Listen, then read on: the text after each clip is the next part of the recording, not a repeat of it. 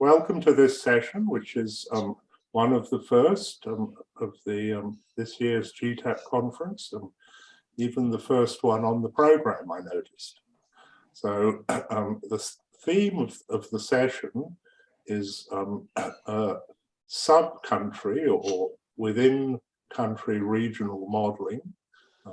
And it happens that all three presentations are based on the term framework, which I developed, I don't know, 12 years ago or something. 20. Is it 20 now? 2002. Yes, you're right. Yes, at first for Australia, but now spreading to quite a few other countries. Anyway, so let's hear what our presenters have to say. Glyn, is it you first? Yes, thank you, Mark. And before I share the screen, thank you to Zeynep for getting up so early. We know it's much earlier than I'm accustomed to getting up, 6 a.m. for work. And thank you, David, for taking initiative to organise a session. That is very impressive for someone at your stage of career. No doubt you'll go far. And thank you to the audience. Okay. Now I go to share screen.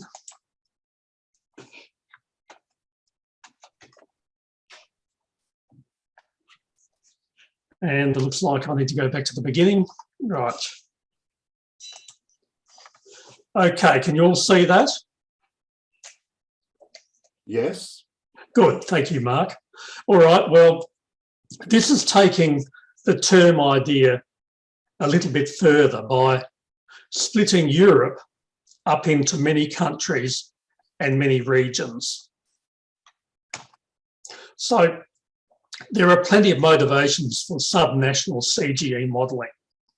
Political decisions have a regional focus, and there's a classic case in Europe with the Common Agricultural Policy, which accounted for 73% of the EEC budget several decades ago. And by 5 years ago, it was still accounting for 37% of the EU budget, even though agriculture only accounts for 1.2% of Europe's GDP. Now, with that sort of focus, there's little wonder that many partial equilibrium models have been developed, and notably within the GTAP community, there's the Capri model, which gives a great deal of information, a great deal of data on agriculture at the NUTS2 level. And then there's, of course, the GTAP model, which represents 30 countries plus the rest of EFTA, which means Iceland and Liechtenstein. Now, here's a map of the NUTS2 regions, with a notable exception of Norway. They seem to have neglected splitting Norway into more than one region. But overall, there's 295 regions that I set out to represent within EuroTERM. And so we're 295 regions, starting with 65 industries or commodities. I think you know where that 65 came from. Plus we have the final users, households, investment, government and exports. And relative to GTAP, EuroTERM may depict winning regions and losing regions within a country in a particular scenario. Of course, you could use GTAP with top-down subnational activity shares to do that, which works well for international policy, but not so well if you're wanting, for example, to look at the region-specific supply shocks that may arise from a particular policy. So relative to Capri, EuroTERM's got multiple potential applications, including infrastructure, or as my colleagues Peter and Maureen have undertaken, damaging infrastructure. There could be the usual transition scenarios and so on. Now, within a CGE framework, we also capture important mechanisms such as regional terms of trade impacts. And many's the time when you'll run a regional model and ascribe productivity shocks and discover that the regional outcomes are a little bit different from what you might have expected due to terms of trade impacts. Now, there are, of course, previous NUTS 2-level CG models around, but as far as I can see from a cursory glance, most have been limited to between 6 and 10 sectors, whereas here we start with 65 plus. So where do we start putting together EuroTERM? Well, that 65 gives you a really good hint that the obvious starting point is a GTAP database, a wonderful resource. I don't want to spend my life trying to decipher Eurostat IO tables when other people have done the hard work on GTAP. Moreover, I think coming to this conference, I may be seen, might look a bit silly if I don't recognise the hard work done by others. Now, in a number of ways, I've relied heavily on our chair's efforts, on Mark Horridge's efforts. Mark wrote a program that converts the many-country GTAP database to 31 individual national CGE databases. Well, it could use that in any combination of GTAP countries, so all 150 plus. I know the number grew in the past week. And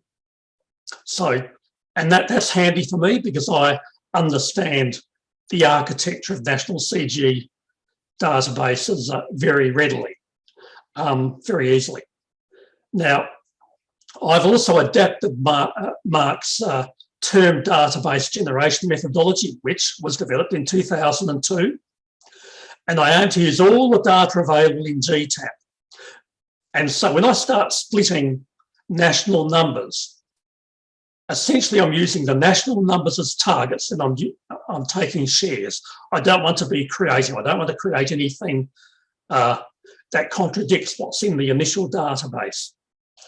And I've managed to use a term model devised by Mark, converting it to EuroTERM with a minimal number of theoretical modifications. So I'm being as unoriginal as possible simply because if something works, it's best to adapt that in the minimal way, if you like, to make sure that it still works.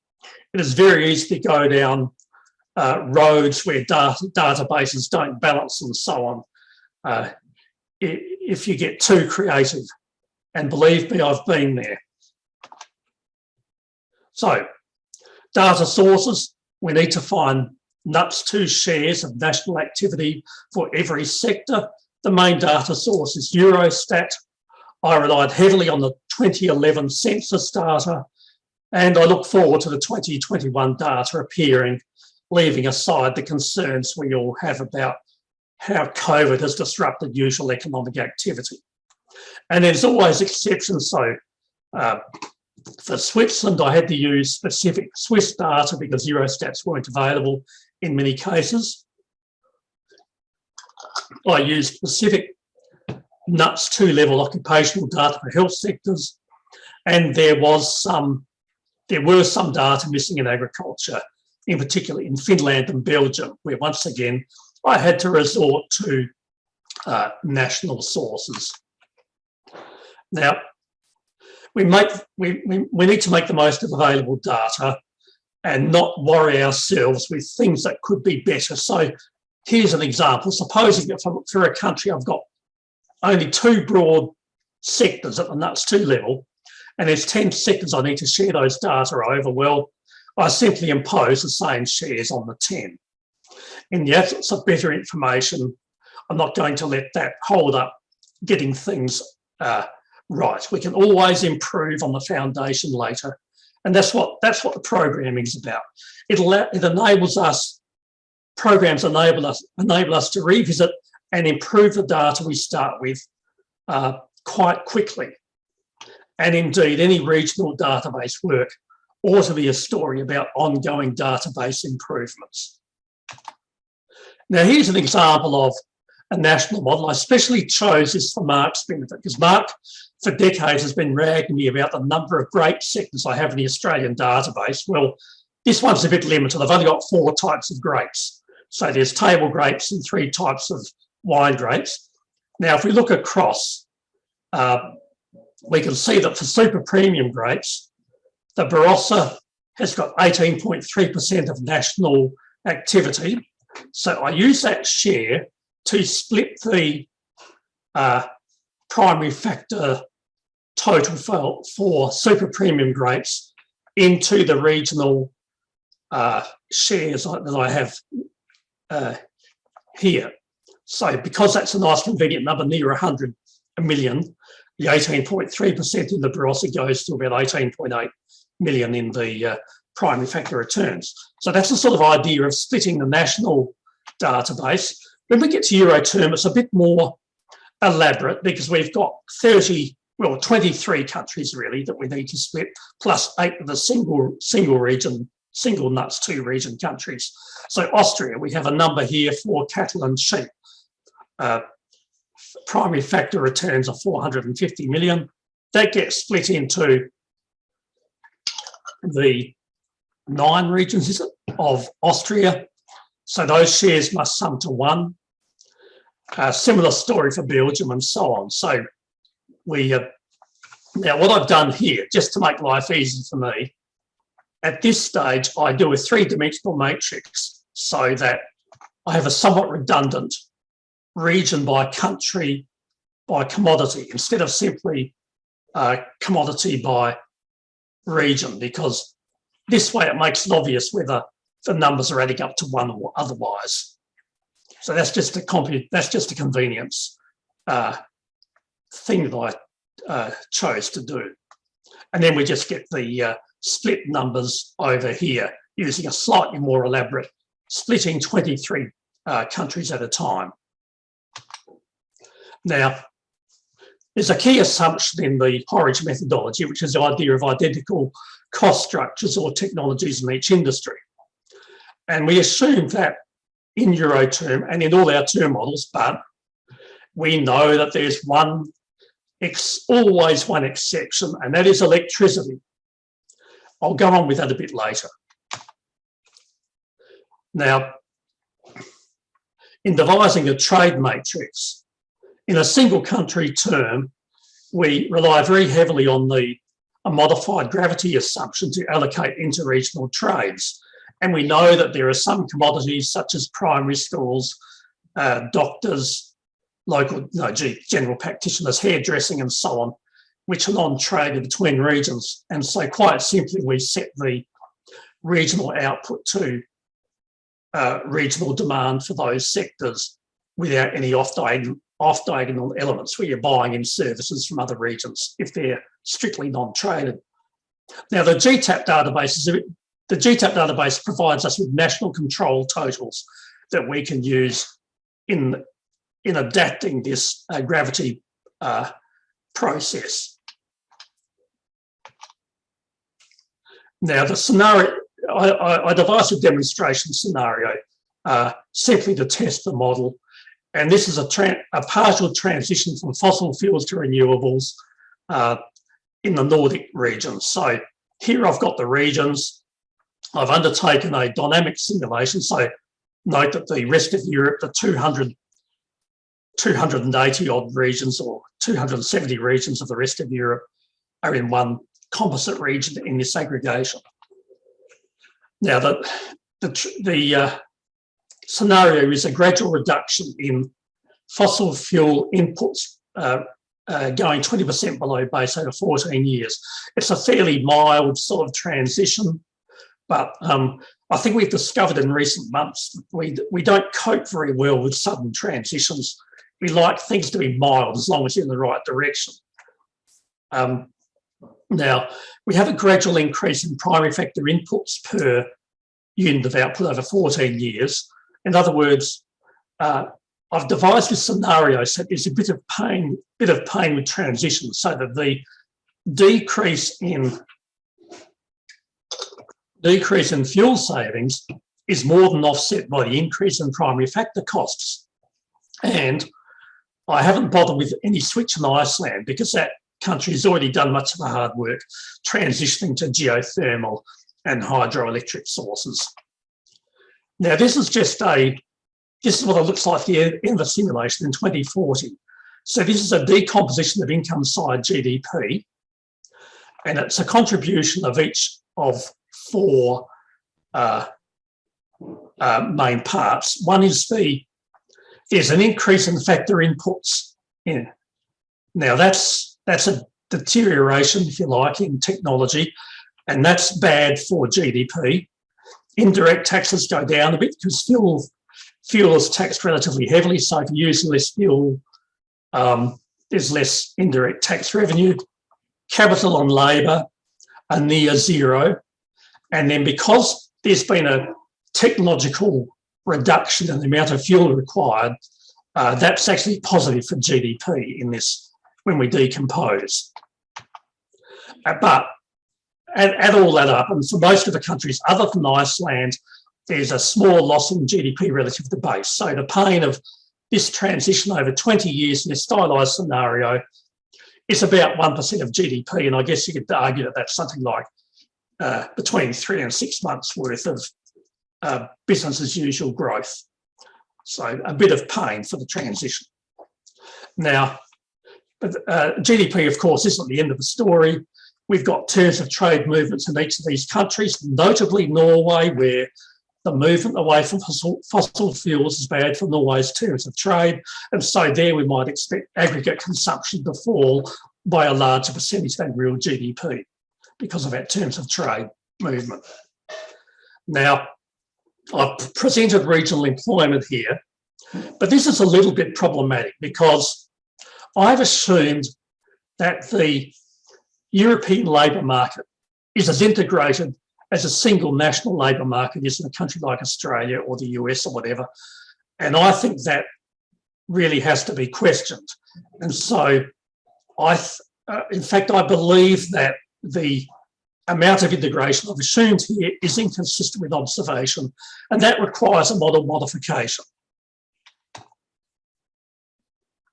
I might skip over that slide and that one and just summarise what we have learnt from this scenario. And I've deliberately modelled so that there are small economic losses because I think that that is realistic. We think that hydrogen may be necessary for heavy transport and industry unless some unthought of technology comes into being.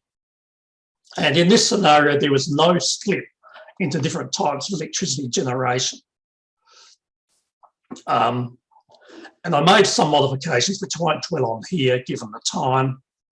I'll just mention that I have now split the single GTAP electricity sector into 9 generation sectors and 1 distribution sector using data on a global power station database. So that's been dealt with. So, and we know that the technology is different from region to region. So the northwest region of Germany, for example, has the most wind power because it has a relatively large amount of wind power because it's a relatively windy part of the country, being on the facing the Atlantic.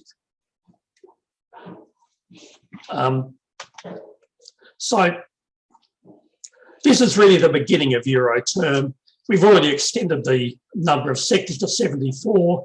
One could add, with further research effort, various satellite accounts, as many people have done in GTAP, and as we've done to some extent at COPS in term-style models. And there's also a question about whether you want to go below the NUTS 2 level. In Australia, we certainly have, from what I've seen of a NUTS 3 data, I haven't seen much NUTS 3 data, so I'm not sure how possible that's going to be. And colleagues have forced me to go on and develop a global version of this because they wanted Ukraine, Russia, Moldova.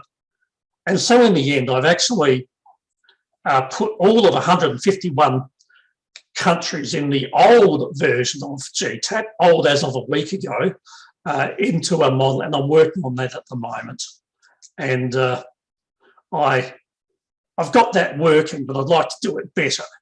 But that's sort of a discussion for another time. Now, just a very quick summary. I put some ugly looking Tableau code up here. One example of a change I've made on the basis of what we've learned about the model. This variable here in the labour market equation tells us that there's a national wage, there's a national constraint, if you like, so that we're not having, this is the beginning of ensuring that we don't have overly mobile labour between countries within Europe. That can be developed later, but I think for the moment, a default assumption that each country has its own labour market is a little bit safer. Okay, I will stop there, so thank you for your attention.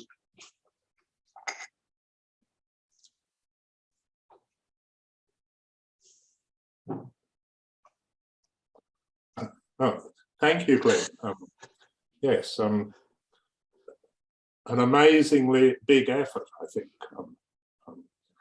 I still think really only a madman would try to do this, but... Two madmen, thank you. Clearly you've pulled something off.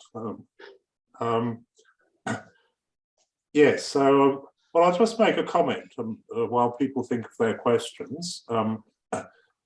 Certainly in Australia, if we had that many regions, we could very clearly say which were rural and which were urban. Yes, but it's different in Europe. There are so many medium-sized towns. Absolutely. And not only that, I mean, with, what is it, 500 million people, whatever the population is, with 295 regions, your average population is well over 1 million people, which is hardly a, it's going to be dominated by whichever is a larger city in that region. Any questions then?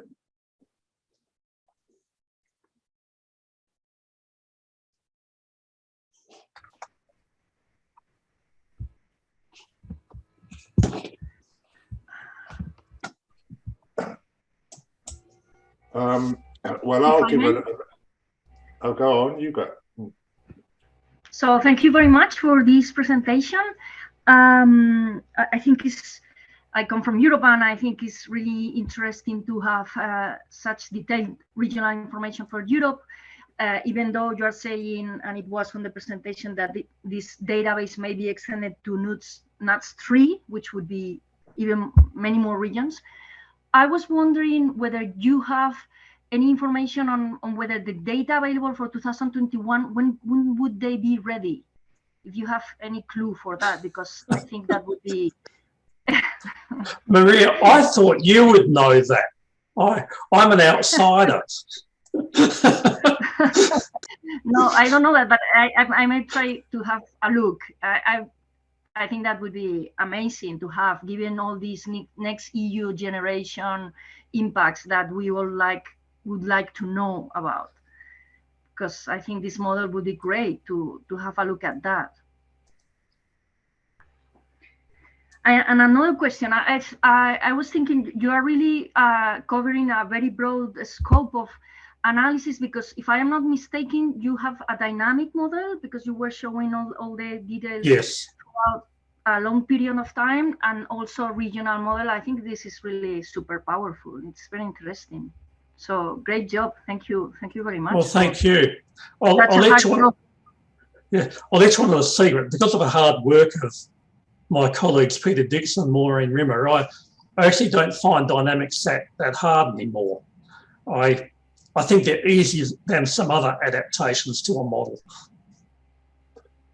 So how long did you have to wait for a solution of your dynamic model, Glyn? Oh, it's quick. I mean, I tell my colleagues that if I can't run a 20-year simulation in less than 5 minutes, it's invalid. Well, that's it's quick. Oh, that's a joke. But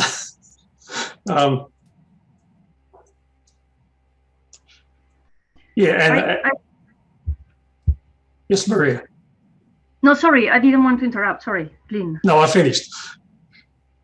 Okay, so I was also wondering, would you have an idea of how this complex model, in which way you could also deal with this differentiation across the different labor markets? I thought that was very interesting, but I wonder how. Well, thank you for mentioning that, because I don't know, I'm not very good on labour markets. I do have colleagues who are. Janine Dixon's one of our is a labour market expert, and Maureen's presenting tomorrow, I think, on an occupational dimension. So, yeah, there's ongoing work, and everything's driven by client needs. So, if somebody resources us sufficiently with a project that will enable us to develop a better understanding of the labour market within Europe, well, we will proceed and do something about it. Thank you very much. Very interesting. Thank you. It must be nearly transition time, Zeynep. There's a bit of time still if there are any other questions. Maureen has a question. Yes, clapping. You're muted. Maureen, you're muted.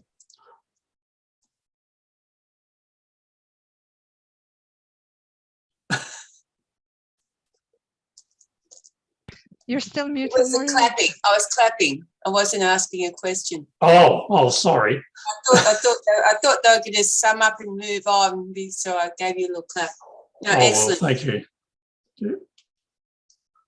I've certainly enjoyed using Glyn's models of your this term model. It's fantastic.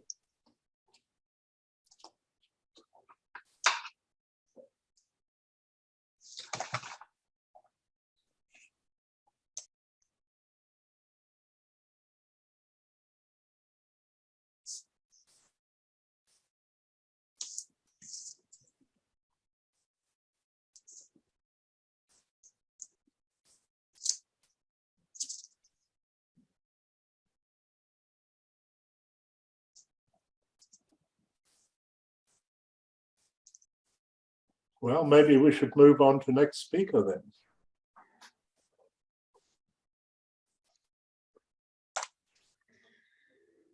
Probably wait 2 minutes, Mark. Mine says 8:28.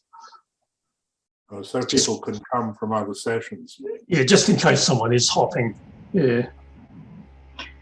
In the meantime, Mark, if I may.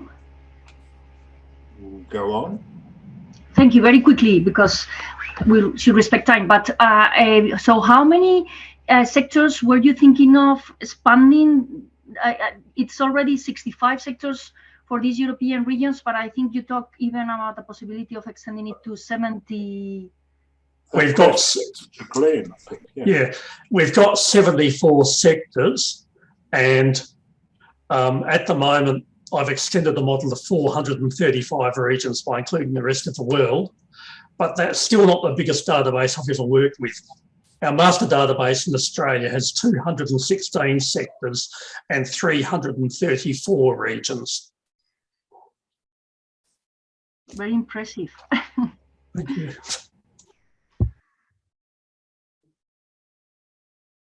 Very much.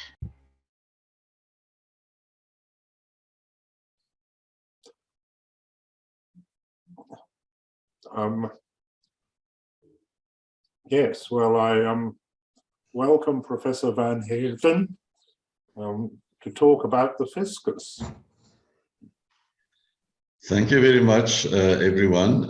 Mark asked me, what is a fiscus? Because apparently that's an ancient English word that doesn't exist in Australia anymore. It's just a way of thinking about how the government should be spending their money in South Africa, perhaps in a better way. I'm very happy to see that Francois Stoffberg, who is the main author of this paper, is in the audience. So if I get stuck, then he can help. So if you look at the income distribution in South Africa, I'm not sure if everyone is aware of that, but we have the worst income distribution in the world, and it's a big problem in South Africa, and the government is really spending a lot of money to try and improve on that, on our Gini coefficient and so on. So the distribution looks like this. If we break all the households up into 10 deciles, then it's clear that the top decile is much richer. The top two are much richer than the poorest deciles. But this picture may be similar to other countries. But if you think of in South Africa, all the households in the first two deciles fall below the food poverty line, which is really low. They don't have enough food to eat in a month's time.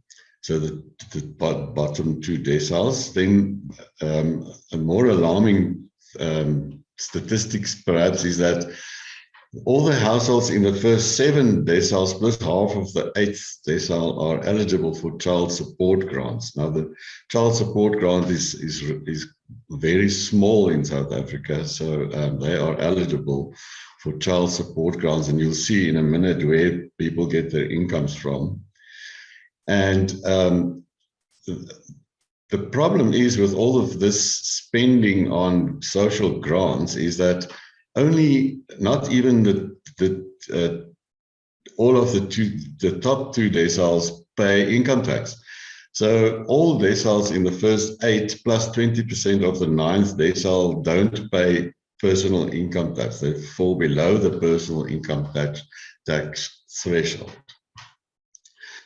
Now, if you look at the grants, child support grants, you can see that the poorest two deciles of households mainly get their income from child support grants. Now, the child support grants work like this, that families live from that. So new children that are born automatically get the discount, the grants if they qualify for it. But that goes for whole families to live on. And then if you look at old age grants, the green bars, even in the top deciles, we find people that have old age grants. So if you're above 60 and you are below a certain income level, then you qualify for an old age grants. So of the 60 million people in South Africa, this will give you an idea. We have 60 million people, and 22 million of them received grants in 2021. And only 5.5 million people paid personal income taxes in 2021. So more than 40% of all households in South Africa are dependent on government grants to make a living at all. So no wonder that the debt to GDP ratio went up from 47% in 2016 to a projected 80% in 2025 if we continue in this vein. We haven't had economic growth above 2% for a very, very long time, so something is wrong. Well, we know what is wrong. I've shown you the income distribution, but the problem is how do we tackle this problem? So this is our previous Minister of Finance, Tito Mboweni. So he, in 2020, he set the cat amongst the pigeons when he proposed a 3-year wage freeze for public servants in an attempt to cut government expenditure by 300 billion rands and to try and rein in ballooning government debt of at that stage of 5 trillion rands.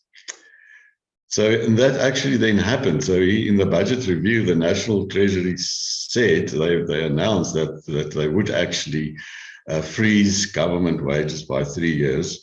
You can imagine how unhappy the government officials were, but so this became policy, and they're still doing that. So we have a new Minister of Finances currently, and he supports this policy that Tito Mboweni started.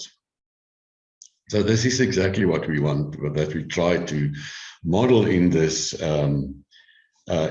paper, is what would happen if we would succeed with these policy.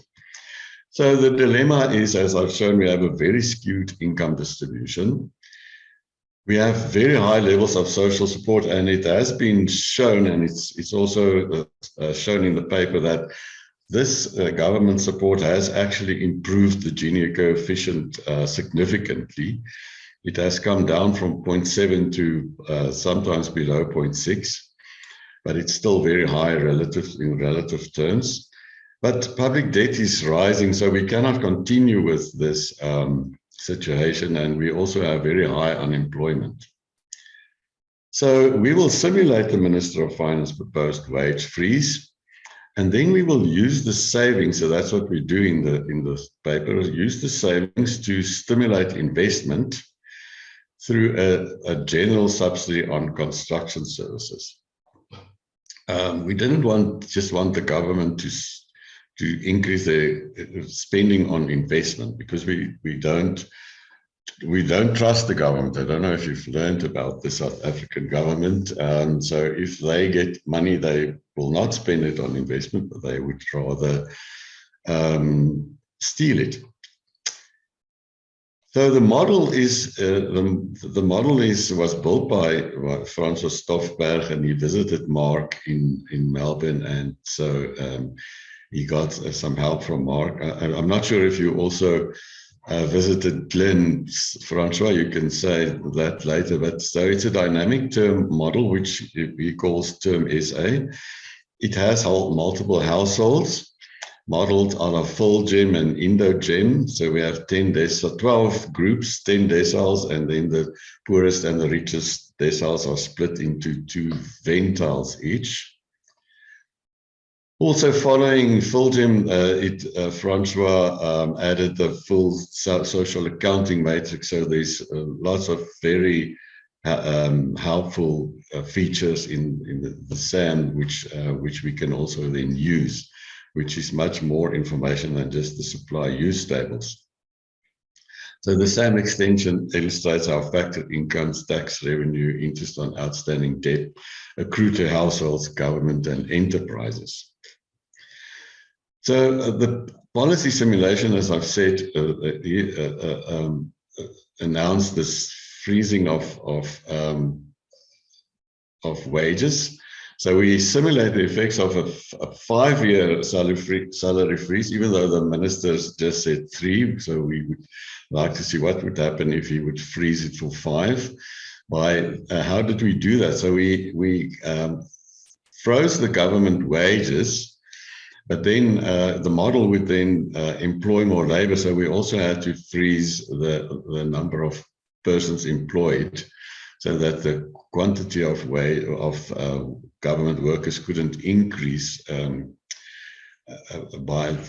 the government. So we had to endogenize the productivity levels of government officials, which is probably not ideal, because the model shows that government officials will, despite the salary freeze, start improving in their productivity levels a little bit. So we keep the government budget deficit at the same levels as in the baseline forecast, and then we use the savings from the government wage bill to stimulate total investment through a subsidy on construction services. Well, we chose construction because construction makes up 50% of all investment. So if there is a subsidy on construction, then investment will automatically increase. Okay, so it's worth noting that the estimated savings was about 6 billion rands over the 5-year shock period, which is small. It's only 0.14% of government's aggregate budget. This capital stock obviously increased significantly over the baseline, and employment also increased by 2.44% in the 15 years, amounting to 456,000 new jobs being created. It was very good for the economy because the subsidy on investment decreased all the price deflators in the economy, so that we also see that exports boomed and domestic demand also boomed. The downside of the results is that rich households benefit more than poor households from the simulation, because in this simulation, the disposable income from households come from gross operating surplus from the enterprises and wage income and transfers from the government. Now, even though transfers would grow in the same percentage for everyone, and the gross operating surplus going to the households grow at the same percentage, but in the original database, rich households obviously receive much more of that. And with the economy, the booming, rich households benefit much more than the poor from this simulation. So investment grew. That was by design. The GDP would be significantly higher with the simulation. Poorest houses, as I've said, experience smaller increase. They experience an increase in their disposable income, but not as much as the rich. So that won't be politically a very good thing to report. So perhaps in future we could use. So we kept the government deficit at constant levels. So perhaps we could use some of the savings to decrease the government debt levels, play around with the debt graphs, or we could use some of the savings to alter some of the grants to the poorest households, so that the outcome of household incomes are a bit better. Now, the session is about term modeling, but we didn't really use the model fully in the term sense, because we haven't really zoomed into the provincial results. The provincial results differ, and so that will be an interesting next paper, I think, if we find out why did the Limpopo and Northern Cape provinces not fare as well as Gauteng and Mpumalanga and so on.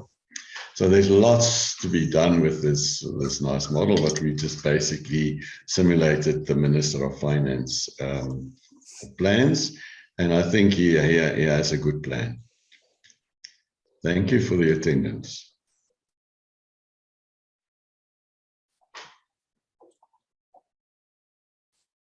I don't know if Francois wants to add something.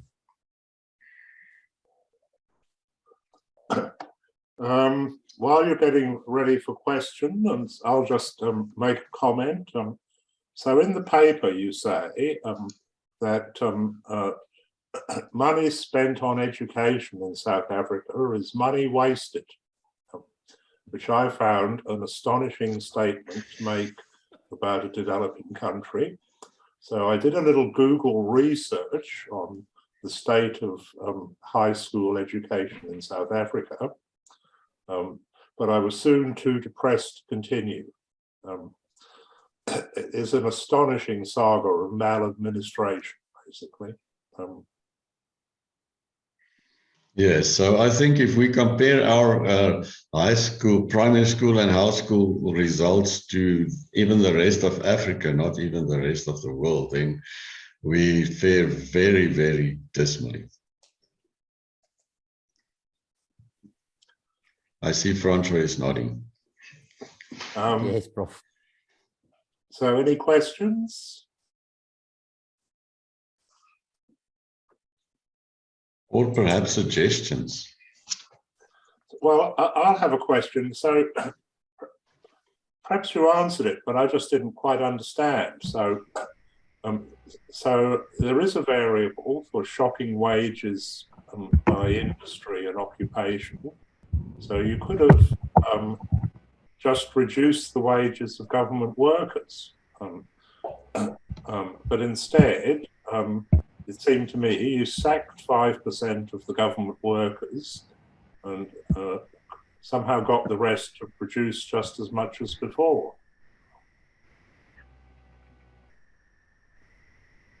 I mean, well, I wondered if that was also part of your belief that a good proportion of those government workers weren't actually doing anything.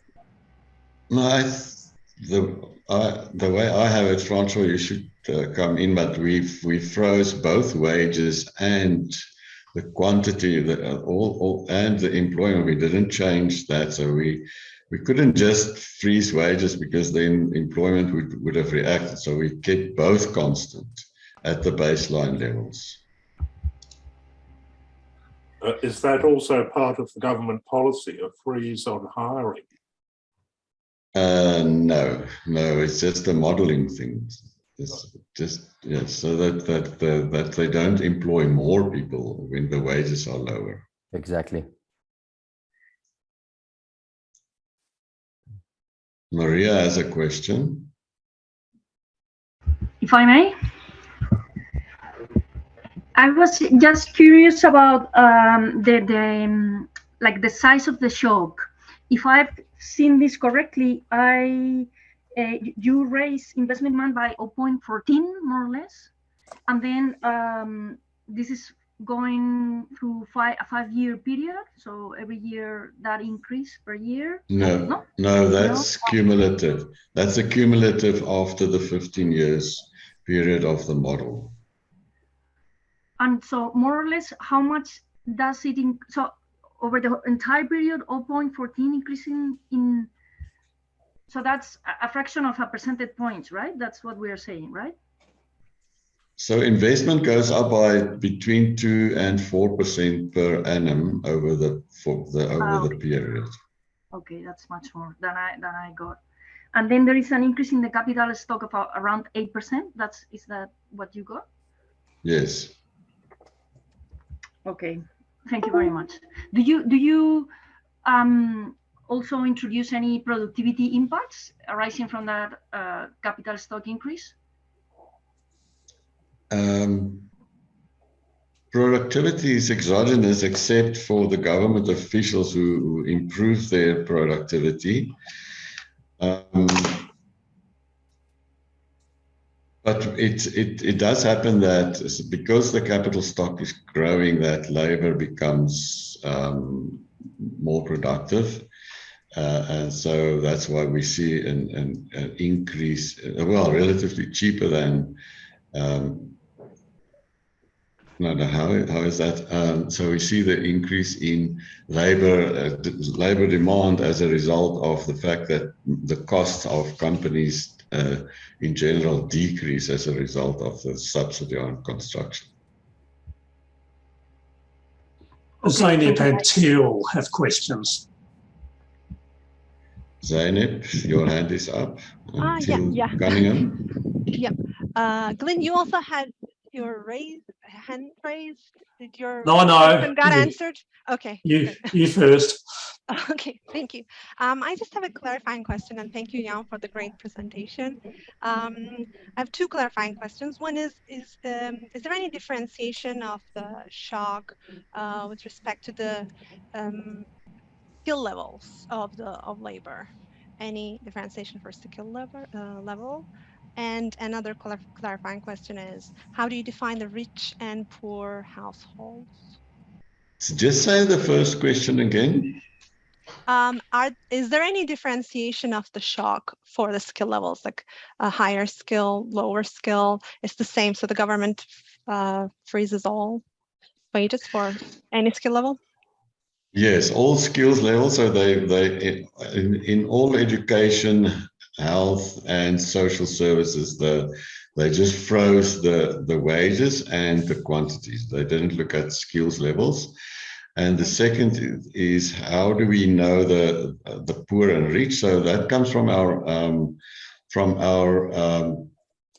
income and expenditure survey. We know we have all the households in South Africa's income, and we just divide them in 10 different groups by decile.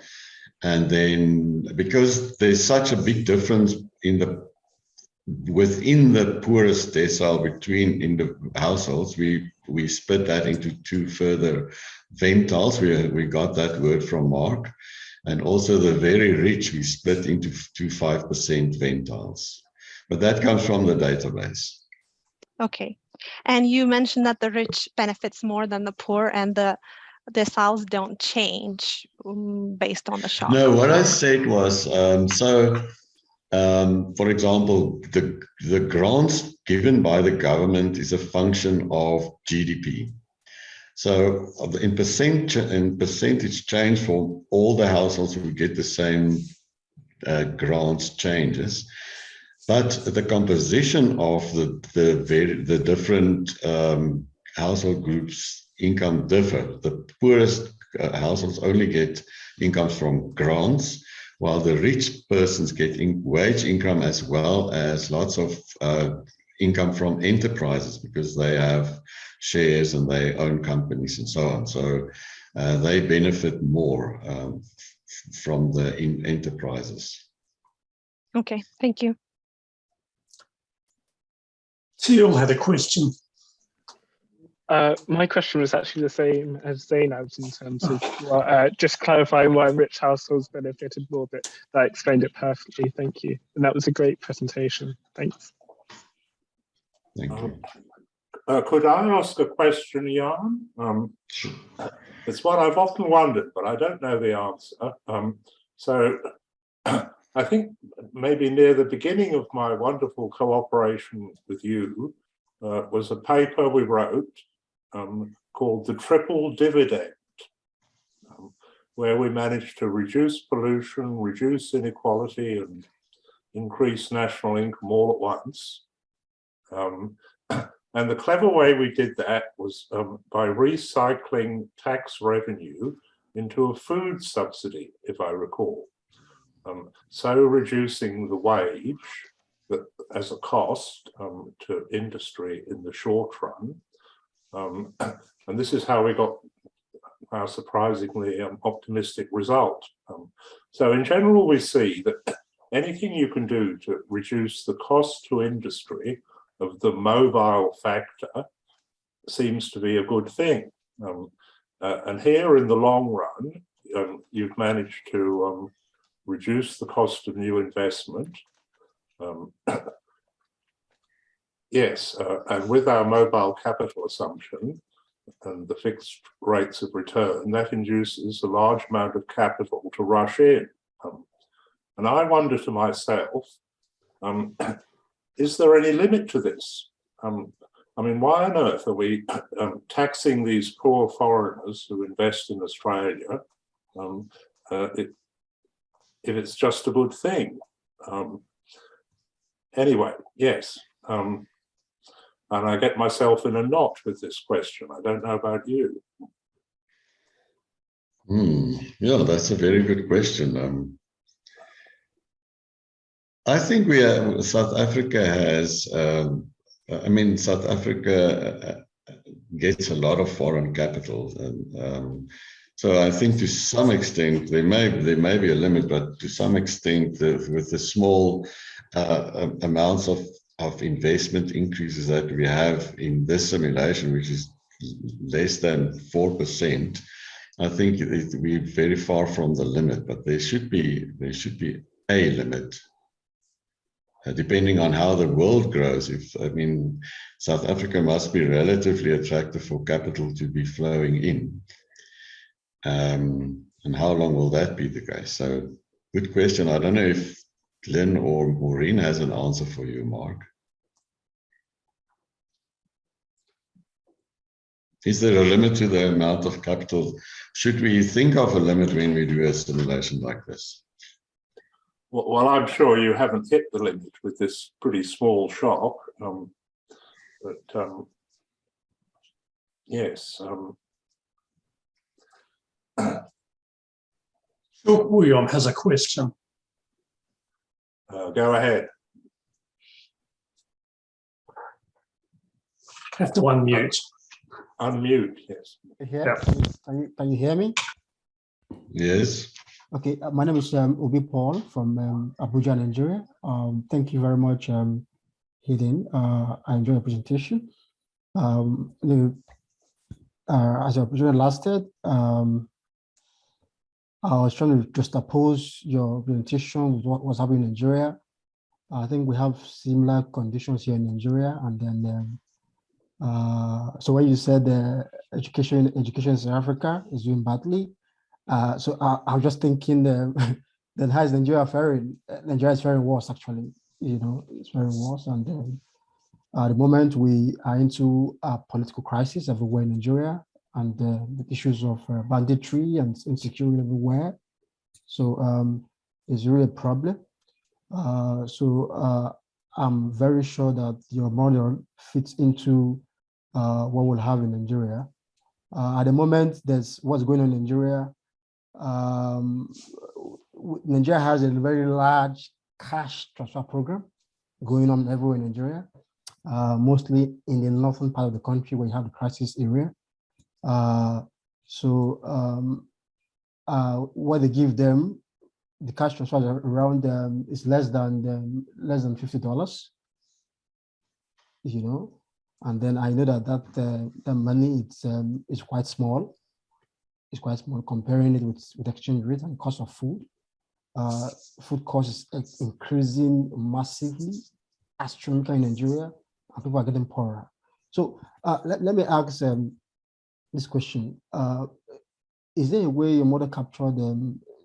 Is there anything on exchange rate? You know, exchange rate currently in the model. Another question is it possible to use your model for other analysis? I understand that you use the dynamic term model. Is it possible to use the model for other analysis? Like currently, I understand that the Central Bank of Nigeria has frozen exchange rate. Forex. In Nigeria, you can't buy dollars anymore. Dollars are gone because the politicians are selling dollars. They are showing dollars everywhere. So first and foremost, the question is, did your model capture exchange rates? Because the point is, if you transfer cash to households in Nigeria, for instance, it has no impact because daily the exchange rate is depreciating. So how did your model capture this? Or is it the same condition that happens in South Africa? Yeah, so the model is not, the model doesn't have money in it. So it doesn't have, an exchange rate in the sense that you're probably thinking of it. So we always compare prices in a relative sense. So if South African prices relatively decrease relative to other countries, then we will export more and so on. But we don't have an exchange rate to each different country in that sense, in the macro sense that you're thinking of. But the model is, you ask, what can the model do? You should read a few of the term papers on the COPS website. The model can do an enormous amount of things. Anda? Yes, Anda, come in. And tell us where you are, Anda. Yeah. Okay. Thank you for the great presentation. I have a question regarding the technical aspect. I hope this is a short question. So I can see that your model is based on the term framework, the term South Africa framework, which is the interregional model. But I also noticed that you also adopt some feature from the Belgium model, which is the single country model. So my question is, the fiscal aspect in your model, is it in the country level or in the regional level? Thank you. Yes, we have provincial governments as well. So we have the whole government budget system with transfers from the national government to provincial governments. That's another thing that we haven't really used for this paper as much as the model has been developed to do much more than we have done here. Thank you. It's great.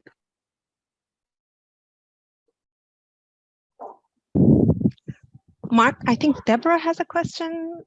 She mentioned in the chat. Oh, I wasn't looking at the chat. I should. Go ahead, Deborah. Can everyone hear me? Yes. Okay. So I just wanted to ask, when we change or when we fix the wage, like for certain years, I think it would probably affect the productivity of the government workers. So more than savings and investment, have you considered productivity of the workers with fixed wages for 5 years? That's it. That's my question. Have we considered what? Sorry, you broke up. Productivity. Productivity. Yeah, so we've said it a bit earlier, and it's in the paper that fortunately or unfortunately, the reaction of our closure is that the productivity of government officials increase. Increase. Yes. Can you elaborate, sorry, on why? Well, the fact of the matter is that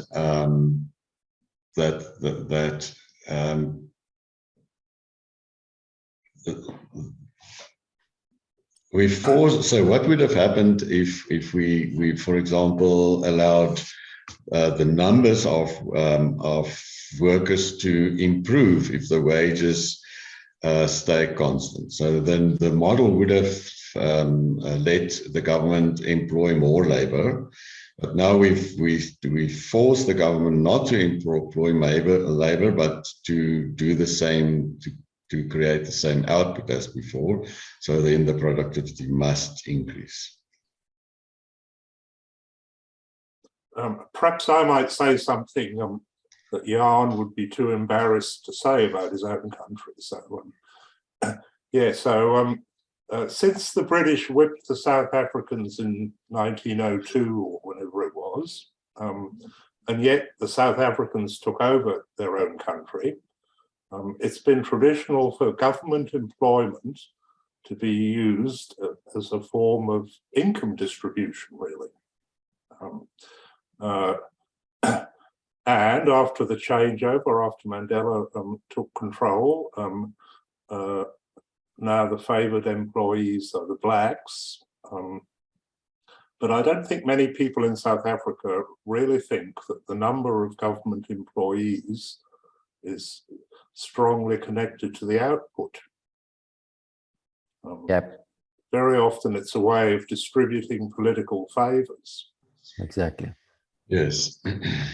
Can I maybe just add on that point as well? So I just had to make sure that the amount of productivity increases wasn't out of bounds with what you would expect in normal instances or even in the private sector.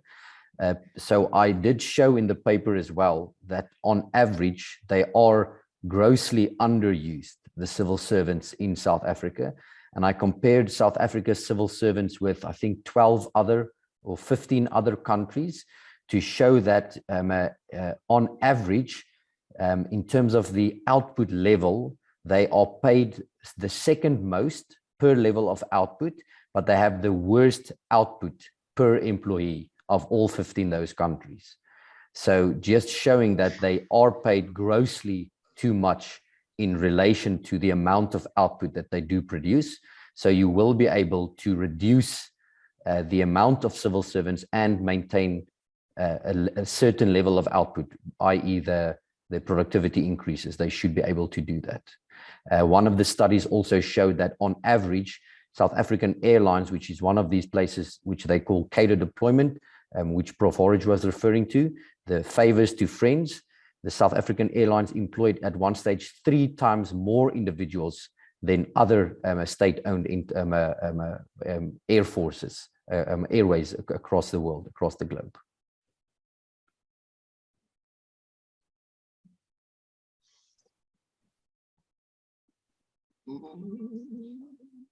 We have 2 minutes more if there's another question.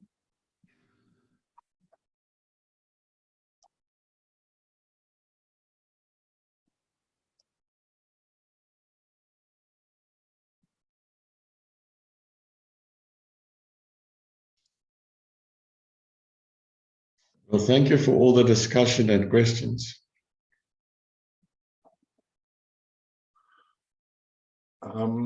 Well, maybe it's time to transition to David.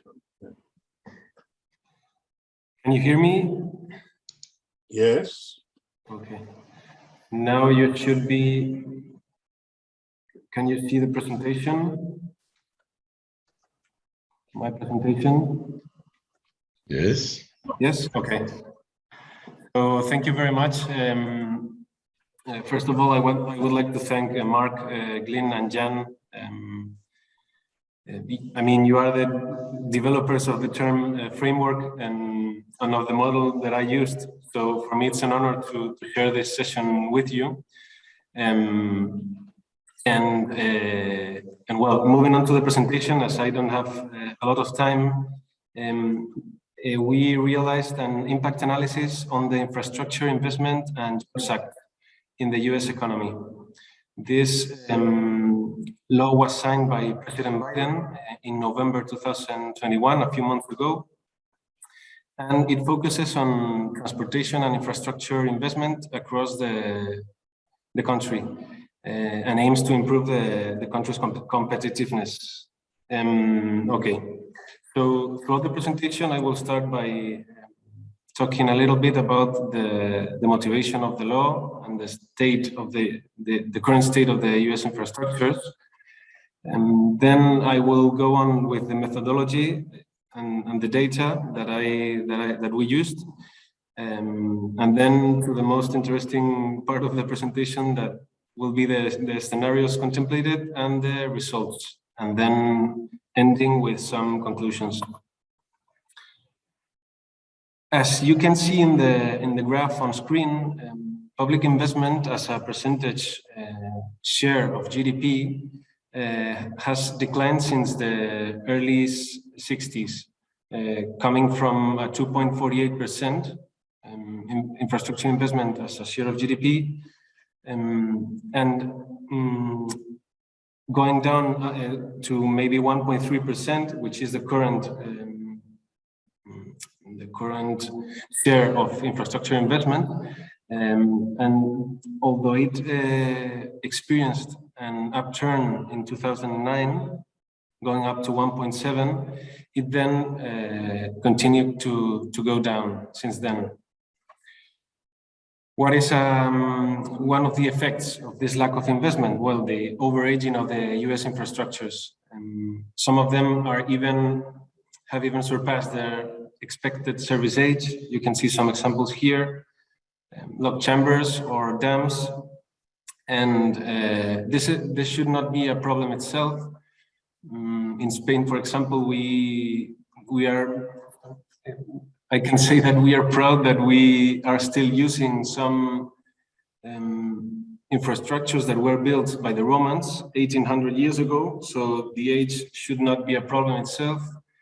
But if it is correctly maintained and if the governments, in case it's publicly available or used, and if they invest in those infrastructures, it shouldn't be a problem. But it's not the case of the US. And we can see this by some of the rankings or the evaluations that experts have done on the current state. For example, the American Society of Civil Engineers gave to the US infrastructures an overall score of C-, which means that they require immediate attention and that are currently vulnerable to risk.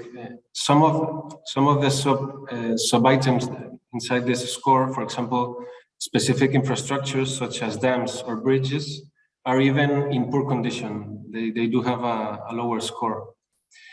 Other example is the Global Competitiveness Report issued in 2019, in which from 141 countries, in the overall score, United States ranked in the second place. But in terms of one of the pillars of this score, of this ranking, is the infrastructures, and it ranks 13th place in global infrastructure quality, and even a lower ranking in terms of road infrastructure quality. So this would be like the main motivation of the law. And what does it include? Well, it contemplates a $1.2 trillion, from which half of it would be under baseline levels. This is on the left hand of the slide you're seeing. It's 650 billion, meaning that they would reauthorize already ongoing programs and plans, such as, for example, the Federal Highway Program, to which it allocates more than 270 billion, or the Amtrak National Network, for example. Above baseline levels, which is the scope of our analysis, on the right hand of the slide, more than a half of this 550 billion, it's allocated for rebuilding of, sorry, the image is gone, highways and bridges, passenger and freight rail, public transit, airports, transportation. It's more than half of the new spending investments. It also allocates, it also aims to provide every American with high-speed internet, and therefore it allocates 65 billion. Also, it intends to modernize the electric grid with the same 65 billion, the same quantity, I mean, also for water infrastructures, and also it aims to address the resilience of lifeline critical infrastructures against extreme weather conditions. And finally, it allocates more than 20 billion for legacy pollution cleanup. Okay, about the methodology, of course, we are using the term framework. In this case, up to where we know, we are the first, we are often the first CG analysis on this act, and we are using the term USA, comparative static model. And about the database, what we did is we updated the original 2005 database with the help of Glyn, I have to say, using the term scale tool.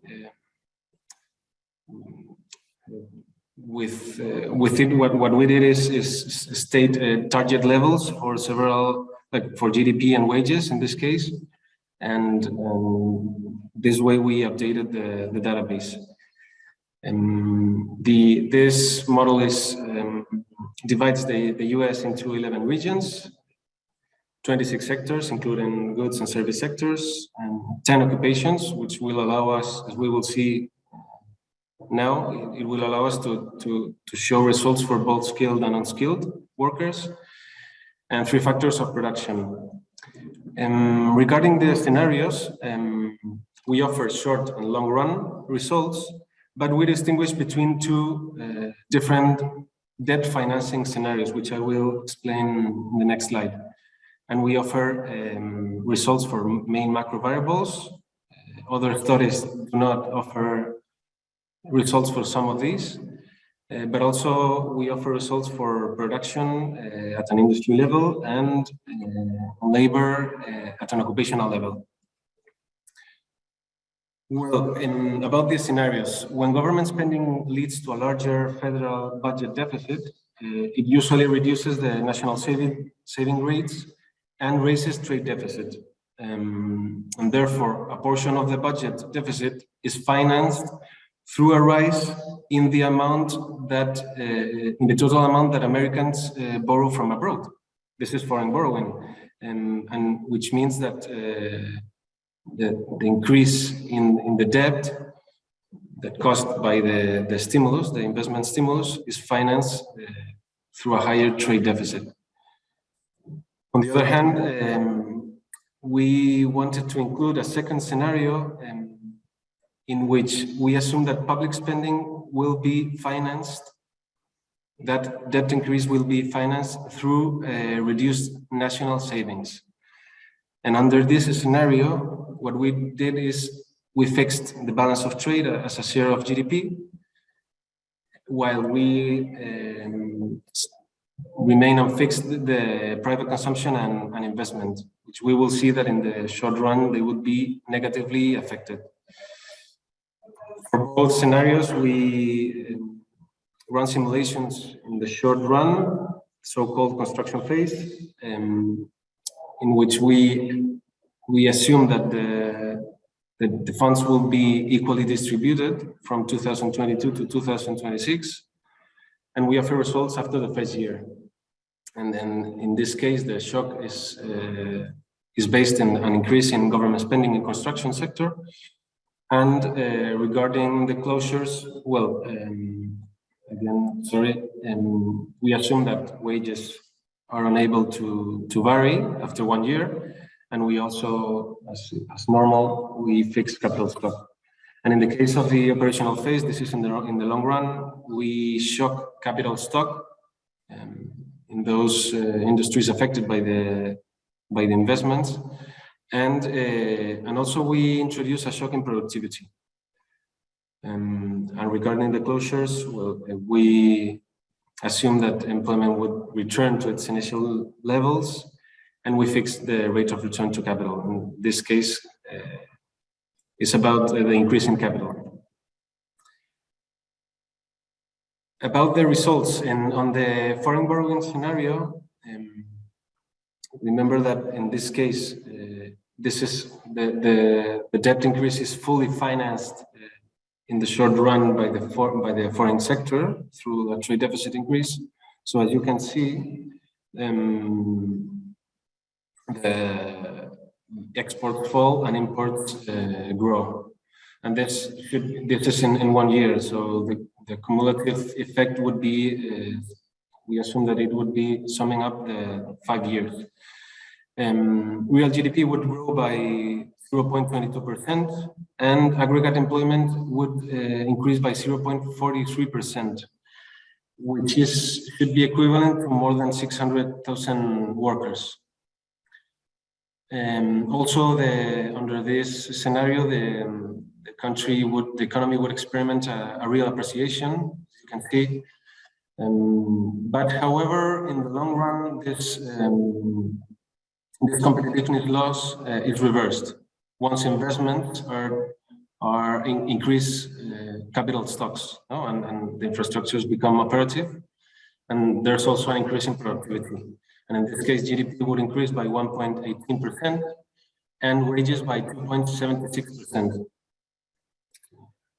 On the other side, under national borrowing, remember in this case, we fixed balance of trade as a share of GDP. Well, as the economy grows, exports grow and imports grow, but in a fixed proportion. But in the short run, the debt increase is financed through a reduced private consumption by 0.17 and reduced investment by 0.35. GDP would grow by 0.19 and aggregate employment by 0.38, which are results that are slightly lower than in the case of foreign borrowing. And in the long run, as the debt increase, as we have financed already the debt in the short run, the rise in the capital stocks would boost the economy and would our results show that private consumption would grow by more than 1.4% and investment more than 0.5%. And in this case, differently from the foreign borrowing scenario, it shows even higher results in terms of GDP and real wage. I don't know if I have much time left, but I want to briefly go through the results and the production at the industry level in terms of production. In the short run, the demand increase for construction obviously mainly raises the output from this industry, but it also pulls from other sectors, output from other sectors such as other mining or non-metallic mineral products, whose intermediates are used in a very high share by the construction industry. And in the operational phase, this is the long run, we see a clear expansionary trend under both scenarios. However, in the long run, under foreign borrowing, the debt is paid back in the form of fixed consumption and investment, while GDP grows. And therefore, some non-traded sectors, such as construction or some service sectors, would even experiment a reduction in its output levels. And finally, regarding impact on labor across occupations, these are the 10 occupations that are considered in this version of the term model, divided in skilled and unskilled. And as you may see in the short run, the main benefit is going to the construction workers, but this is mainly because it's more than 60% of the share in the construction industry. While in the long run, we see that this plan would benefit all occupations, and even with larger increases for unskilled workers. And what is more, under national borrowing, wages increases tend to be larger and more evenly distributed than in the case of foreign borrowing. And to conclude, well, we've seen physical infrastructures play a key role in any economy, but at the same time, it requires an important upfront investment, and therefore a debt increase, which has to be paid in the short or in the long run. In the case, I forgot to say that maybe the national borrowing scenario is not very intuitive, but also sharing this, the progress with Glyn, we came up to the conclusion that also it's very interesting to offer a scenario of this kind, because in the real world we are facing raising interest rates. So we have to be aware that if we are going to pay debt in the future, we have to take into account the service of that debt, no? So debt accumulation tends to translate into abrupt production adjustments and even output contractions, as we've seen in some sectors.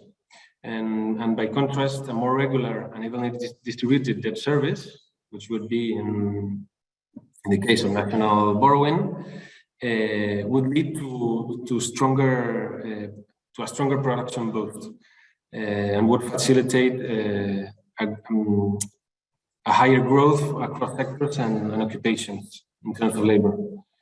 So to end up the IIJA, the Infrastructure Investment and Jobs Act, would increase GDP and employment and wages, no matter how it is financed. It's true that under foreign borrowing we see larger short-run increases, but in the long run we see that under national borrowing there's a more general push across sectors and benefits even more to, for example, unskilled workers. And that's all. Thank you for your attention, and of course I'm open to any questions you might have.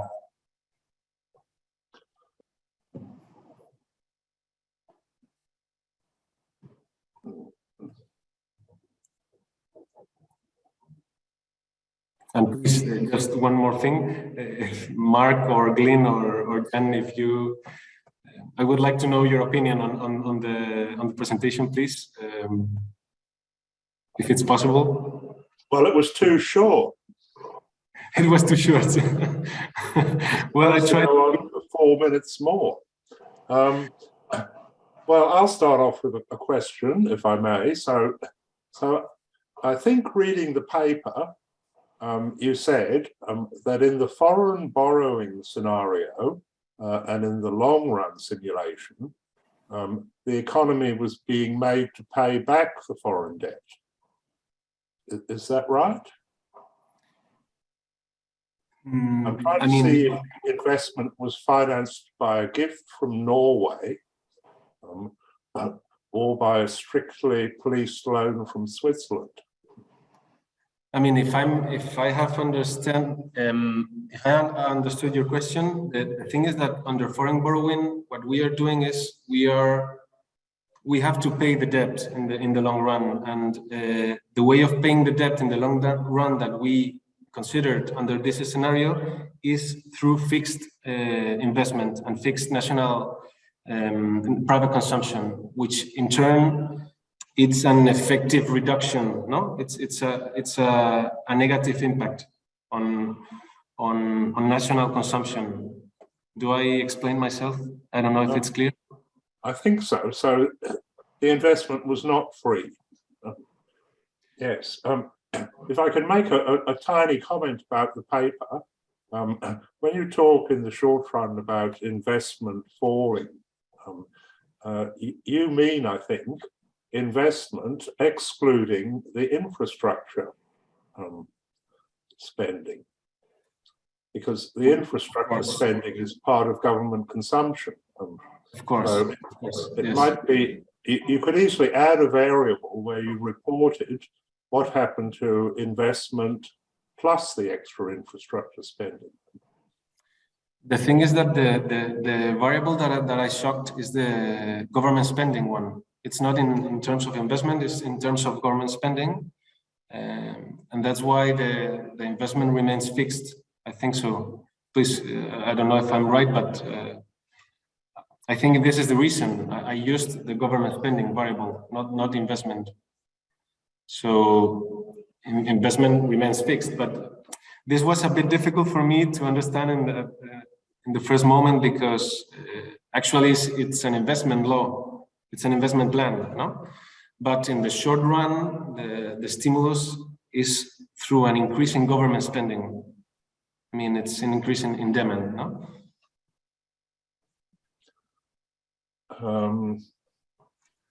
Anyone dare to ask a question then? If you don't ask a question, somebody, I will torture this guy some more. Maria. Yeah, if I may jump in with what we were saying about the investment, I think the point in leaving investment with no changes in the short run and going through an increase in government demand is because, strictly speaking, in the national accounts, government demand includes also investment. So it can be current spending, but also investment. So that's why maybe it's a bit counterintuitive to think about an investment plan that does not go through investment. But in the data of the model, in national accounts, government spending is behind the government spending. It's not in investment as a macroeconomic figure behind GDP, so to put it. I don't know if this is. That is why we of course do not touch investment in some of the simulations.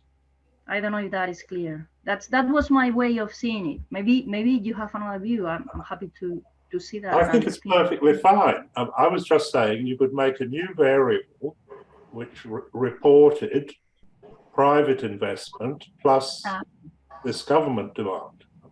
So in your simulation, your public investment squeezed out some private, but it wasn't very easy to see where the total investment went up. Okay, I see your point. Yeah. Thank you, Mark. Are you about to ask a question, Maureen? No? No. Oh, Maureen, you said. Maureen. She looked. Maureen. Well, I'll ask another question then. This is Charles. Charles, go ahead. Yes, I would like to ask a question, rescuing David to avoid you torturing him.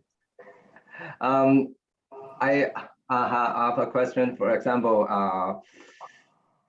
did you consider the Buy America provision? Because I noticed that this IIJA, they come with heavily bias on only purchasing the domestic good. I think I missed a part of the question, but the question was, do you the Buy America? So the Buy America, yes. Like yes. you're asking about the intention of the domestic, like for only domestic, no? Yes, only Buy yes. America. Yes. So the government procurements, they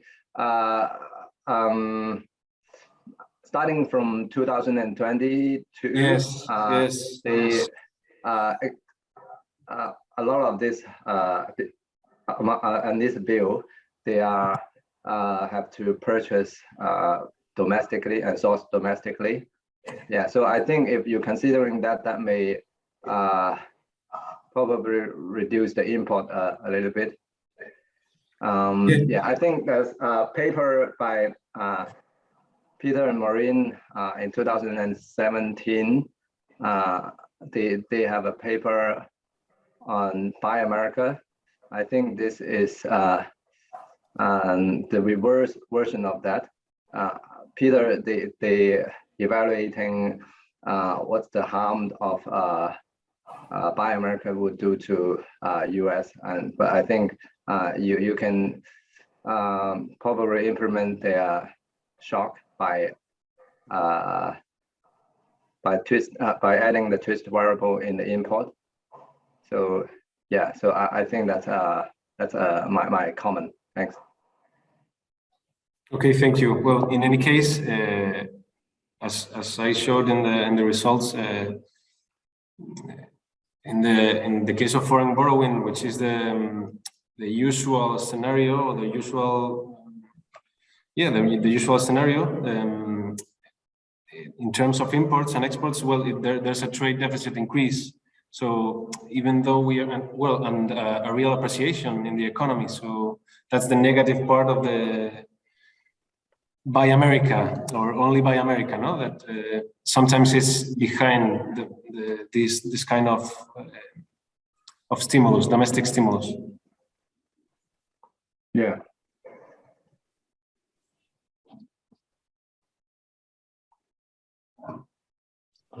Bill. Hello, folks. I'm not sure if you can see. I've got my hand up. This is Bill Powers. I've got a question. So you're working from the term model, and which I'm assuming has good information about location. And if we look at your original discussions on, what this is going to be spent on, transportation, broadband, power, and grid, those aren't necessarily distributed equally across the country. I wonder if you had included any geographic information. I mean, perhaps the transportation corridors are on the coasts or something, or could think about including some geographic location, and if you think that might affect or how you think that might affect your results. Actually, thank you very much, Bill, for the question. Actually, last year I presented in GTAP and I had not enough time to end, so this time I went the other way, no? So I missed part of the information, and this is very interesting because, for example, what we did is we introduced the shocks at a regional level. I mean, and not only we introduced the shocks, we do have results for across regions, but till this point, what we wanted is to concentrate ourselves in the macro results. But we will continue. The next step for us is to continue analyzing the regional level, and I think it will be very interesting because even though it's right now we do not know what will be the distribution of funds, because they are distributed based on formula, but also based on competitive grants. in the literature that I've revised and the information and the government information, like we are seeing that, for example, less populated regions such as Hawaii or Alaska will be will benefit especially from this plan. But this kind of results, we will continue studying them in the next episode, let's say. But thank you very much for the question, because it's something that I missed to say. The regional part of our work, no? We are with the enormous regional model, so it's very important. Thank you very much, Bill. Oh, you're welcome. I think it would be great to see that if we can get. I think you'd have a lot of interest in that from people if you can get that out there. We are very interested in looking at those results. Thank you.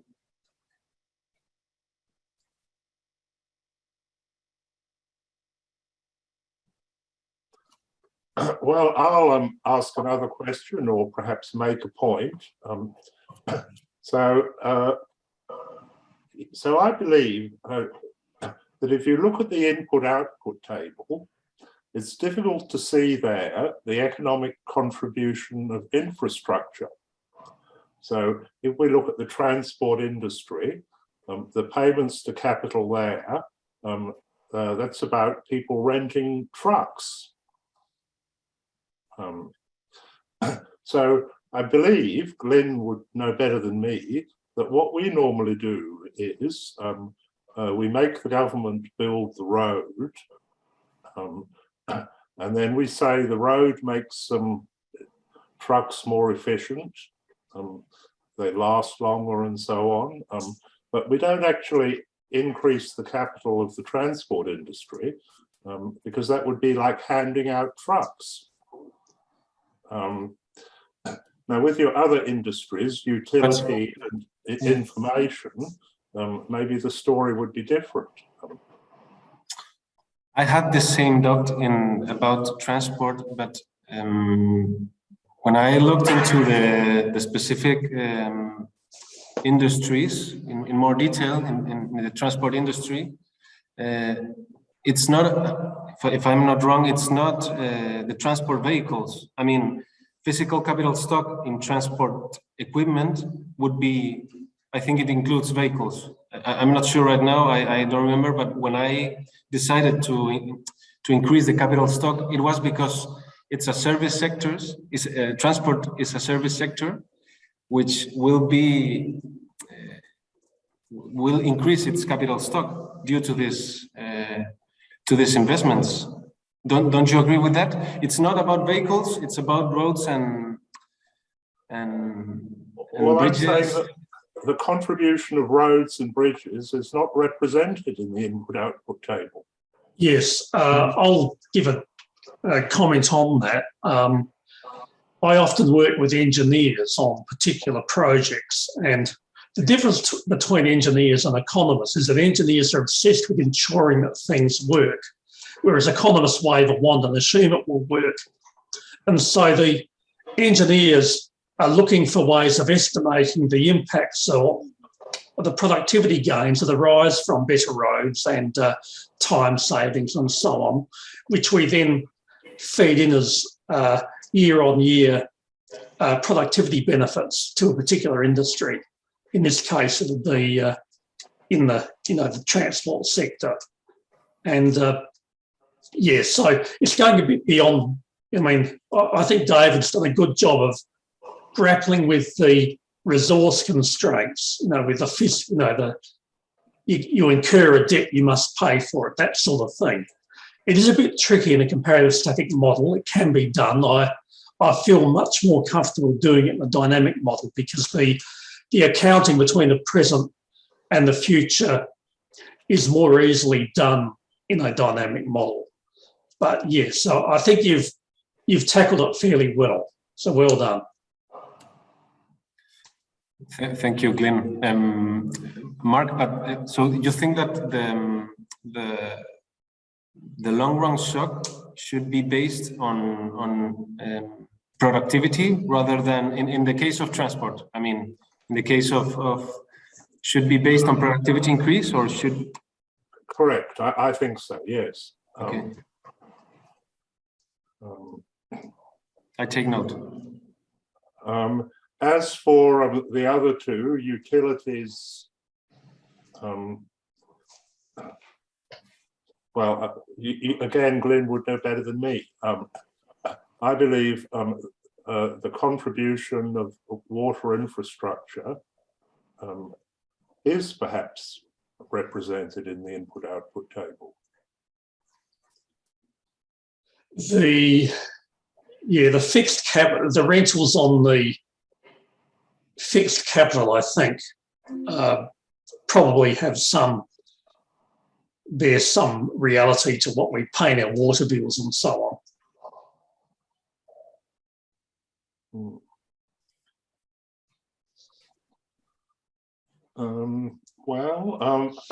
There are no more questions. I think that's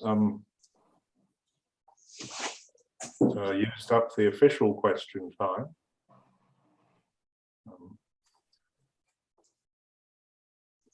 Yes, but my discussion will be very short. So if anyone did want to ask a question, they should.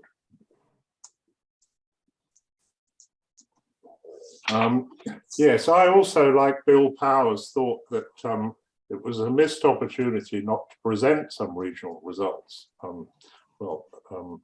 Because that would allow you to do pretty maths, which are always a big selling point. And because very often these infrastructure programs are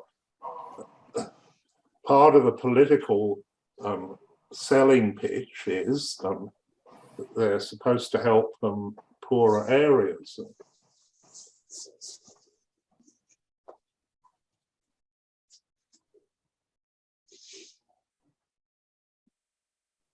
You're right.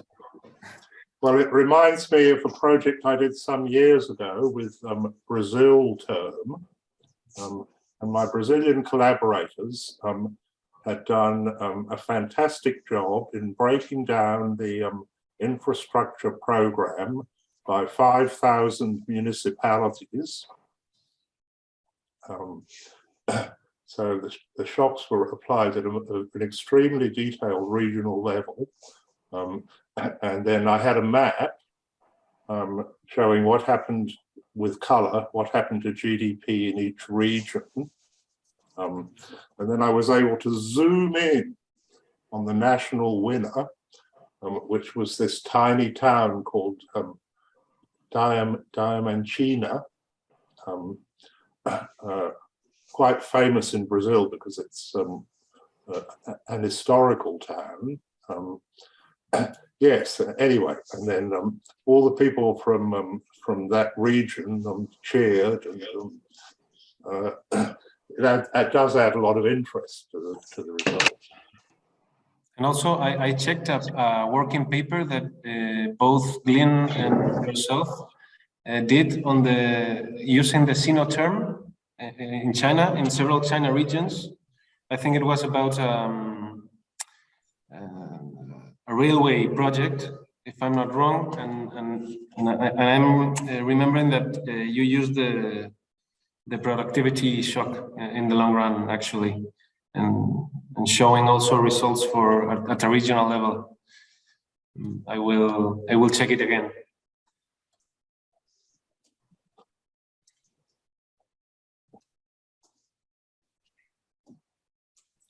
Thank you very much, Mark, and also Glyn and Jan. Thank you. Well, should I make my closing remarks, Zeynep? I think so. So the discussant portion is done. And then you can, make your closing remarks. Yes, well, as Glyn reminded me, we began the TERM project about 20 years ago.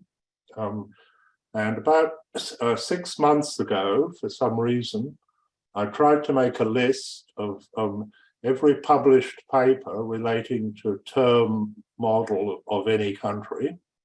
And with a lot of work, I got up to 100 papers.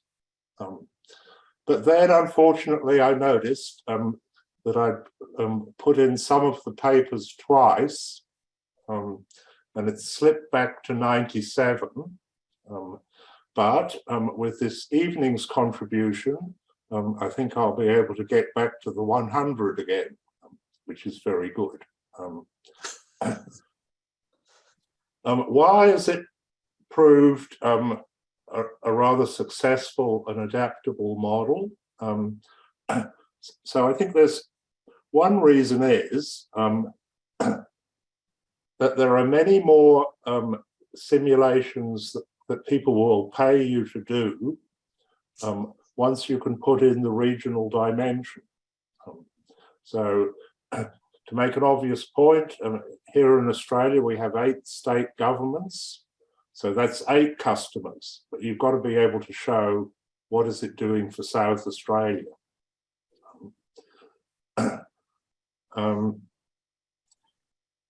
Yeah, so there's a terrific demand for regional CGE modeling, I think.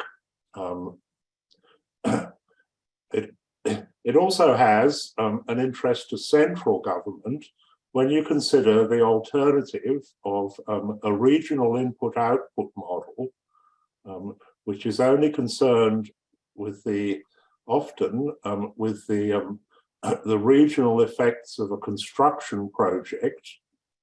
They don't worry about any long-term benefits. It's just like building pyramids in one region. And there's no mention of the downside on the other regions in a country if there's any budget constraint. So for central government people, they are also quite interested in regional CGE as opposed to regional input-output. Yeah, so in this session, I think we heard from the most experienced term operator there is, that is Glyn, who has got to have done more sims than anyone else, I think. And David, a relative beginner, with Jan sitting in between the two, I suppose. They were all very good efforts. A slightly surprising thing I thought was that 2 of the presentations that hardly anything or nothing was said about regional results. So I would observe that since we at the Centre for Policy Studies have been doing this, we've pretty well given up on our national Australia model. So indeed, we are using these regional models when the problem does not have a particularly strong regional focus sometimes. And I think that's because it's easier to maintain one model, the regional model, and just use it all the time. Would you agree with that, Glyn? I think so, yes. Yes, it's even a little embarrassing that we can't point to our model of Australia anymore, only models of all the bits of Australia. Yes, so I thought all of the presentations were very good. Yes, and all presenters should feel proud. Yes, possibly Glyn should feel proud because I think what he has done is astonishing. And I wonder what effect it will have on European modelers when they realize there's a model of such power. So I think I've heard, well, yes, Maria might know this, so they have some sort of regional CGE model of Europe at Seville. But I think they have this problem that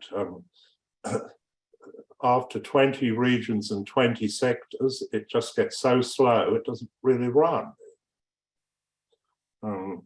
So I'm hoping that the EuroTERM will shoot a bit of a rocket into European regional CGE. And that's all I've got to say, I think.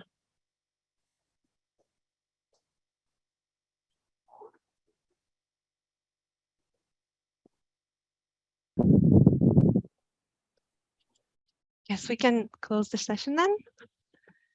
Thank you, everybody, for your wonderful presentations and questions. It was a pleasure to listen to you all. So enjoy the rest of the conference. Well, thank you, Zeynep. You can have a cup of coffee now. After that. No, you have to go to bed now. We can all have. Thank you, everyone. Thank you. Bye-bye. Thank you. Cheers. Thank you very much.